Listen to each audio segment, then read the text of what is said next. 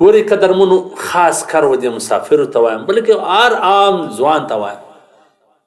دا کوم چا چې کوزدې کړي ودونه نه وي کړي او دوی په ګانټو ګانټو د خپلو کوروالاو سره ټلیفونونه کوي ایا دا څنګه دي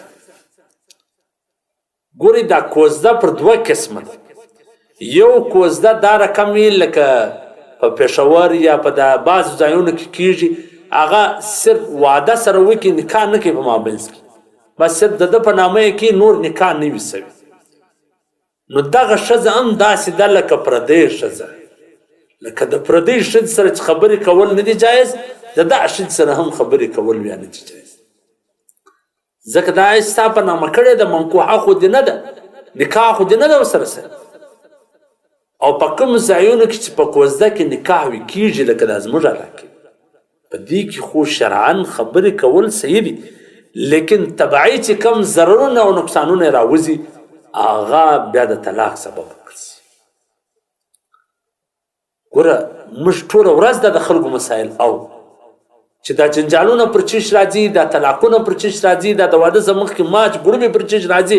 دا ټوله د سبب دا ټلیفون هغه ځای ټلیفون ولا راوکړي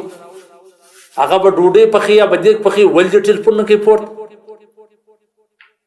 چیرې وې څنګه وې 200 شکونه باندې کوي د واده د مخه هلته به نه ځې هلته به نه ځې هلته به نه ځې 200 پابندۍ پر لګوي هغه وایي چې تا واده کړي نه دي دا دې حال دی نو د واده وروسته به دې څه حال کرار هغه کوشش ځین کړي طلاق ځین د نکاح د ماتولو سبب وګرځي یا د یو بل چا سره په ټلیفون کې مصروف وي د ده ټلیفون پر رالی چا سره مصروف وي د شیطان اول کوشش دا دی چې د ښځې او د خاوند په مابینځ کې شک و شبه پیدا کړي شکونه پکې پیدا کړي نو سوکه سوکه د عظیمه رشته بیا په نفرت بدله سي دا نږدېوالی بیا په لرېوالي بدله سي والله چې زه د هغه د دغه کوزدې څه وروسته چې خبرې کوي د هغو جنجالونه در ښکاره کړم یا د هغو دعوې در ښکاره کړم توبې به ورته وکړي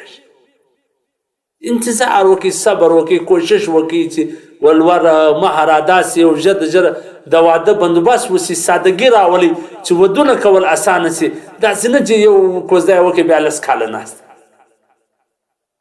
الله دې د زموږ مشرانو ته هدایت وکړي چې دوی دومره ډېر عرصه کوي مرکې او روغ جوړ کړي پر دغه شي باندې دوی ولې توجه نه ورکوي چې دغه ودونه اسانه کړي نکاح یې کړي په کلو کلو ناست په دې باره کې زه بیا انشاءالله تفصیلي خبره چې دا ډېر ولور اخیستل او په دا ودو کې رواجونه او رسمونه کول او دغه ودونه بغیر